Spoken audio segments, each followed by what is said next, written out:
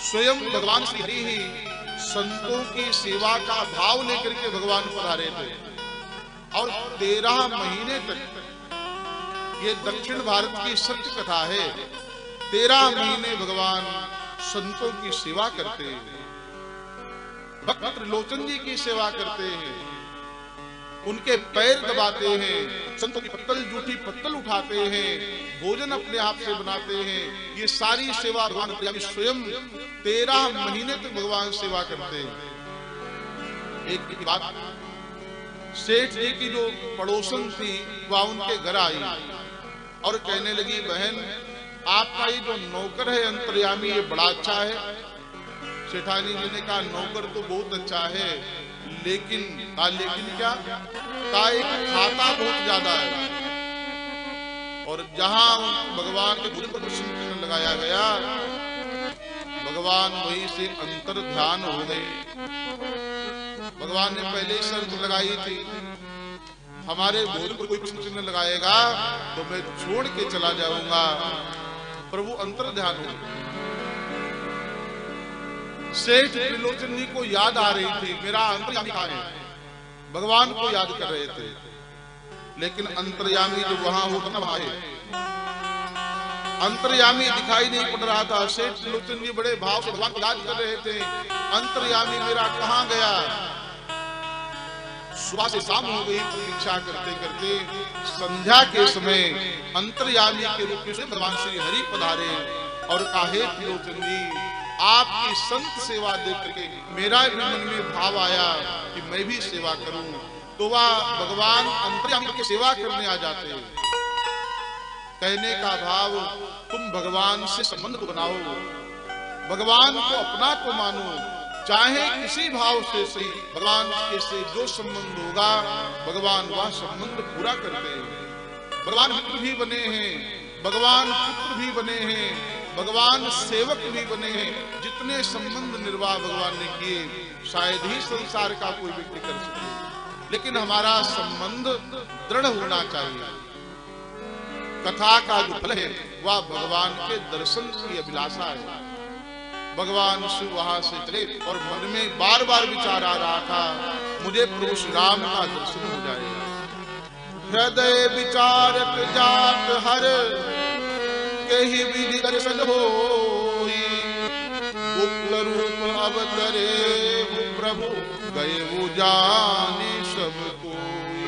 भगवान शंकर के मन में अभिलाषा थी राम जी का दर्शन हो जाए, और गोस्वामी जी कहते हैं, इतने ही अवसर भन जन महि भारा,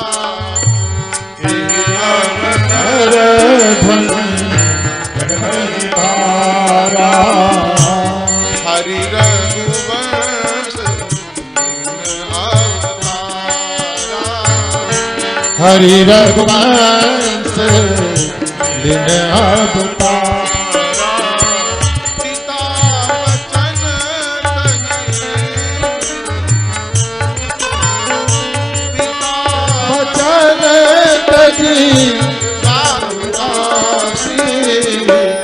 दंडक बन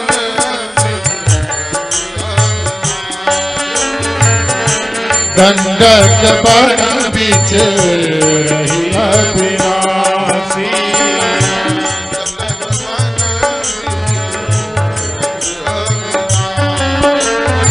दंडक बन बीच रही अविनाशी। भगवान शंकर चले और मन में भावना है, मुझे प्रभु श्री राम का दर्शन हो जाए, यही अवसर बंधन में भारा। उसी समय भगवान श्री राम का अवतार हुआ। अयोध्या में चक्रवर्ती महाराज श्री अवधेश के यहाँ परमात्मा स्वयं बन करके आए और 14 वर्ष के लिए भगवान वन में आए। यहाँ पर निशाचर राज रावण के द्वारा जगदम्बा माँ सीता का हरण हुआ है और प्रभु श्री राम सीता जी के विरह में वन वन भटक रहे हैं। वृक्षों से पूछ रहे हैं, मेरी सीता को दिखाई क्या? लताओं से पूछ रहे हैं, मेरी जानकी को दिखाई क्या? मृगों से पूछ रहे हैं, मेरी देवी सीता को देखा है क्या? माँ सीता के विरह में परमात्मा श्री राम विरह व्यथित हैं।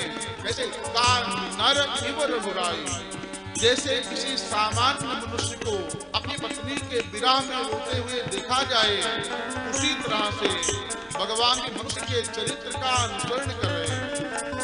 और भगवान ने मुझे देखा, ये तो हमारे इष्ट देव राम जी हैं। भगवान शंकर ने दूर से प्रणाम किया। भगवान शंकर कहते हैं, जय सच्चिदानंद,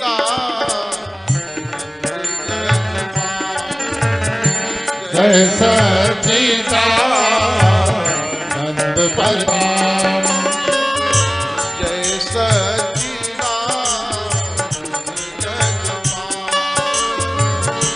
जय सच्चिदानंद जग पावन। अस कहि चले,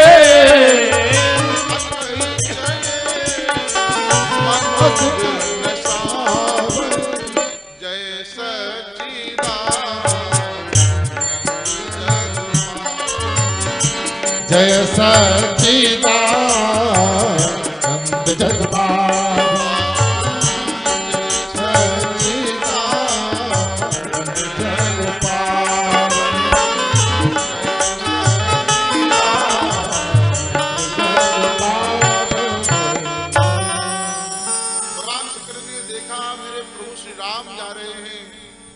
दूर से ही प्रणाम किया। जय हो हे सच्चिदानंद घन, आपकी जय हो। अब आप देखिए, भगवान शंकर के और राम जी के तीन संबंध है। एक संबंध से भगवान शंकर और श्री राम जी मित्र हैं। एक संबंध से भगवान शंकर श्री राम जी के सेवक हैं। सेवक हनुमान जी के रूप में, क्योंकि शंकर जी स्वयं हनुमान जी महाराज हैं। श्री राम कार्यार्थ मांगतः, हनुमान जी महाराज जो हैं प्रभु श्री राम की सेवा के लिए आए हैं, इसलिए शंकर जी स्वयं हनुमान जी हैं। आप हनुमान चालीसा पढ़ते होंगे, उसमें एक चौपाई आती है, शंकर सुमन केसरी नंदन। और एक संत है चित्रकूट के प्रातः स्मरणीय श्री रामचंद्र जी महाराज, वो कहते हैं कि शंकर स्वयं केसरी नंदन। शंकर जी स्वयं हनुमान जी के रूप में भगवान श्री राम की सेवा के लिए आए हैं, इसलिए शंकर जी के हनुमान जी के रूप में भोलेनाथ जो है ये सेवक हैं। सेवक और स्वामी भी हैं। स्वामी कैसे? रामेश्वरम में भगवान श्री राम ने ज्योतिर्लिंग की स्थापना की है और वहां पर भगवान श्री राम ने भोलेनाथ को अपना स्वामी माना है। इसलिए शंकर जी और राम जी का जो संबंध है वो सेवक और स्वामी का भी है। और भगवान शंकर सखा भी है। सेवक स्वामी सखा सिय पी के, ये तीन संबंध भगवान भोलेनाथ के हैं। लेकिन शंकर जी राम जी के पास नहीं गए। अच्छा एक बात बताओ, आपके मित्र के ऊपर कोई संकट आया हो, आपका मित्र कहीं परेशान खड़ा हो और आप उधर से निकल रहे हो, तो आपका कर्तव्य क्या बनता है? आप अपने मित्र के पास जाएंगे, उससे समाचार पूछेंगे और कहेंगे भैया क्या समस्या है, आप यहाँ क्यों खड़े हैं, क्या परेशानी है? और आपका मित्र आपको समस्या बताएगा तो आप उसकी समस्या का समाधान करने का प्रयास करेंगे। नियम तो ये कहता है। लेकिन भोलेनाथ दूर से ही कहीं सच्चिदानंद जय पावन, दूर से ही जय हो प्रभु आपकी जय हो कह करके चल पड़े चले जाते। माता सती ने धीरे से पूछा, प्रभु आप इन्हें प्रणाम कर रहे हैं, आखिर ये है कौन? भगवान भोलेनाथ ने कहा, देवी तुमने पहचान नहीं पाया, इनको प्रणाम करो, ये हमारे इष्ट देव भगवान राम हैं। राम जी ने कहा, लेकिन सती जी को समझ में नहीं आया। आप लोग रामायण पढ़ते होंगे, उसमें सती को संशय हो जाता है, आपने देखा है। मां सती ने भगवान भोलेनाथ से कहा, भगवान आप इन्हें मनुष्य कह रहे हैं, जो पत्नी के विरह में रो रहा है, वृक्षों से पूछ रहा है, उसे ये भी नहीं पता किससे पूछना चाहिए, किससे नहीं पूछना चाहिए। और आपसे कह रहे हैं कि वह भगवान है, जिन्हें आप भगवान करें वह मुझे ठीक से इंसान भी समझ में नहीं आ रहे। आप बताएं मैं कैसे प्रणाम करूं? तो भगवान भोलेनाथ कहते हैं, देवी ये हमारे इष्ट देव है। भोलेनाथ ने विश्वास दिलाया। मुनि धीर जोगी सिद्ध संतत विमल मन जहि जावई, कही ने निगम पुराण जासु कीरत गावई। मुनि धीर जोगी सिद्ध संतत विमल जहि जावई, कही ने निगम पुराण जासु कीरत गावई। सोई राम व्यापक ब्रह्म भुवन निकाय पति माया जनी।